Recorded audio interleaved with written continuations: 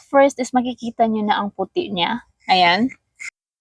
Kung naka-follow kayo sa akin, I always use Blue Flower Sun Cream as my protection on my skin. And guys, I always measure my sunscreen using my two-finger method. Maglalagay ako ng sunscreen sa aking mukha. So before ko siya gagamitin, itaktak ko muna siya kasi parang wala na siyang laman. Of course, kasi ginagamit ko siya always. Ayan. Wala na talaga siyang laman. Pwede pa to guys, pwede pa to laban. Siya guys.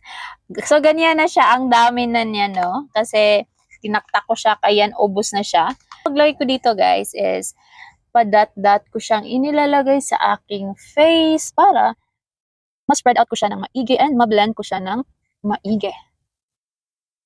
Ayan. Tapos, syempre, sa ating ears, kasi matatamaan din niya ng araw.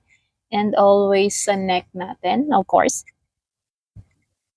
Ayan. Pwede din siya sa body, guys. I-blend na natin siya. Ayan.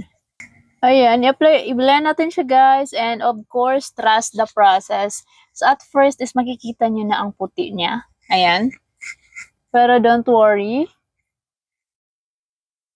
Magsiset din yan sa inyong mga skin. Ayan. Let's wait lang para ma-fully set yan ang ating skin. Kaya nagustuhan ko itong sunscreen na to kasi aside sa protection niya sa skin, meron din siyang hydrating effect sa ating mga skin. Kaya 2-in-1, moisturizer and protection na sa skin. O, diba? No white cast, guys, and hindi kayo mahihirapang i-blend ito, especially kung nagmamadali kayo.